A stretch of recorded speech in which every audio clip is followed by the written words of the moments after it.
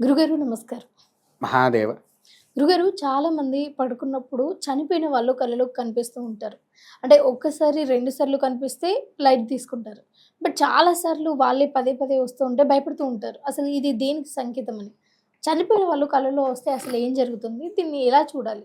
చనిపోయిన వారు కలలోకి వస్తున్నారంటే తల్లి, ఖచ్చితంగా వారు నీకేదో వివరణ ఇవ్వడానికి కోసం వస్తున్నారు. హ్మ్. మామూలుగా అయితే సాధారణంగా రారు తల్లి. హ్మ్. ఎందుకనంటే కొన్ని వచ్చే ప్రమాదాలు నీకేవైతే ఉన్నాయో నీ వంశీకులు కాబట్టి నీ జాగ్రత్త వంశాన్ని కాపాడుకోవాలి కాబట్టి వారేం చేస్తారు, నీ కలలోకి వచ్చి నీకంటూ కొన్ని సూచనలు ఇస్తూ ఉంటారు. హ్మ్. దానికి ఏంటి, కళ్ళ శాస్త్ర గురించి తెలిసిన వారికి హ్మ్. ఈ కళ గురించి నువ్వు ఒక బ్రాహ్మణుడికి ఫోన్ చేయాలి. నువ్వు పూర్వంలో సత్యనారాయణ కథ ఎప్పుడైనా విన్నావా తల్లి? లేదు గురుగారు. సత్యనారాయణ కథ ఎప్పుడు వినలేదు. హ్మ్. అందులో ఇద్దరు, ఒక వైశ్యుడు ఉంటాడు. హ్మ్. ఆ వైశ్యుడి యొక్క భార్య కళావతి, హ్మ్. లీలావతి. ఓకే. తనకు సంతానం కావాలని కోరుకున్నాక సంతానం పుట్టిన తర్వాత వివాహమైన తర్వాత మామ అల్లులు కలిసి వ్యాపారానికి వెళ్తారు. హ్మ్. వ్యాపారానికి వెళ్ళిన తర్వాత వారు ఒక ఉన్నటువంటి స్థలంలో ఉన్నటువంటి రాజ్యంలో దొంగలు పడితే వీళ్ళిద్దరే దొంగలని చెప్పేసేసని పాపం వీళ్ళని తీసుకుపోయి హ్మ్. జైల్లో వేసిన తర్వాత ఓ సంవత్సరం తర్వాత రాజుగారికి ఒక కల వచ్చింది. ఓరి నీచుడా, నీవు బంధించింది నా యొక్క ప్రియ భక్తులను, నీవు వారిని వదిలిపెట్టకపోతే నిజంగా నేను దహనం చేస్తాను అని చెప్పేసేసని స్వామి వారు వచ్చి బెదిరిస్తారు. ఓకే. బెదిరించినప్పుడు ఆయన ఏం చేస్తారు, ఆ చుట్టుపక్కల ఉన్నటువంటి ఎంతమంది అయితే వేద పండితులు ఉన్నారో అంతమందిని హ్మ్. పిలుస్తారు. హ్మ్. పిలిచేసేసి, అయ్యా నాకు ఈ కల వచ్చింది అని చెప్పేసానంటే అందరూ చూసి, అయ్యా మీకు వచ్చింది నిజమైనటువంటి ఆ యొక్క శ్రీమన్నారాయణుడే, వారిని వెంటనే వదిలిపెట్టండి అంటే. హ్మ్. పూర్వం ఏంటి అని అంటే, హ్మ్. ఇప్పటికైనా సరే హ్మ్. నీ కళకు కళ వచ్చిందంటే ఈ కళశాస్త్రం గురించి తెలిసినటువంటి బ్రాహ్మణుడికి హ్మ్. ఫోన్ చేసి, అయ్యా నాకు ఈ కళ వచ్చిందంటే దాని సంపూర్ణ వివరణ అనేది నీకు చెప్తాడు. ఓకే. దేనికోసం వచ్చింది, ఎలా వచ్చింది, హ్మ్. నీ ఇంట్లో ఏమైనా జరుగుతుందా జరగట్లేదా, హ్మ్. అది ఈ కళశాస్త్రంలో తెలుస్తుంది. హ్మ్. కాబట్టి ఆ యొక్క సమయంలో ఈ యొక్క కళ వచ్చినప్పుడు ఆ బ్రాహ్మణుడికి నీవు ఫోన్ చేయాల్సింది ఎప్పటి నుంచి ఎప్పటి వరకు, ఉదయం 6 నుంచి సాయంత్రము 5 వరకే. హ్మ్. మళ్ళీ 5 దాటిందంటే నీ కళ గురించి చెప్పకూడదు. హ్మ్. 5 దాటిన తర్వాత నీ కళ ఎందుకు చెప్పకూడదయ్యా అంటే, 5 దాటిన తర్వాత చెప్పే నీ కళ ఏదైతే ఉందో అది నీకు వ్యతిరేకత అవుతుంది.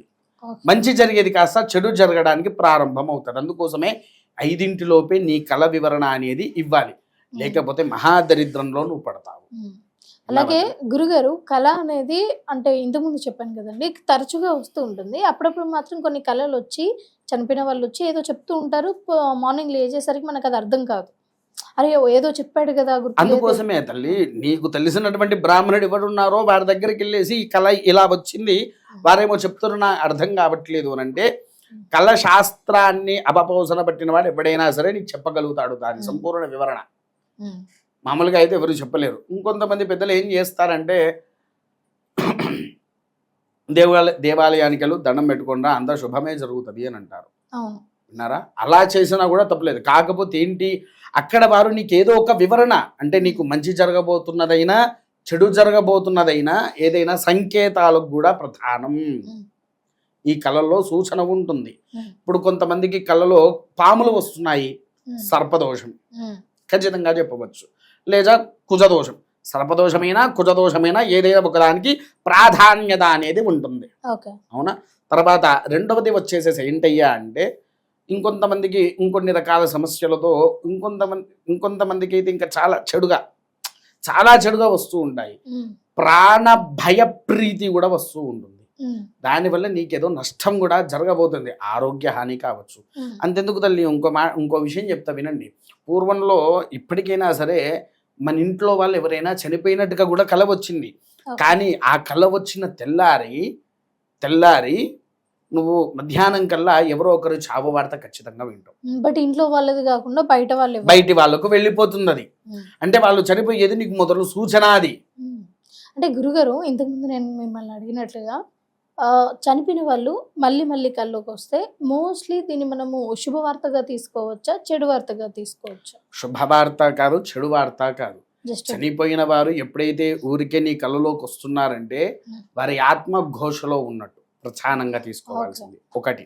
రెండవది, నీ వంశానికి ఏదో చెడు జరిగింది, దాన్ని తొందరగా నివారణ చేస్తే నా ఆత్మ సంపూర్ణంగా స్వర్గానికి వెళ్తుంది, కాబట్టి నాకు తొందరగా విముక్తి చెయ్యి అని చెప్పేసేసి వారు పదే పదే నీ కళ్ళలోకి వస్తూ ఉంటారు, అంతే తప్ప వేరేం లేదు తల్లి. ఓకే గురుగారు, ధన్యవాదాలు. మహాదేవ.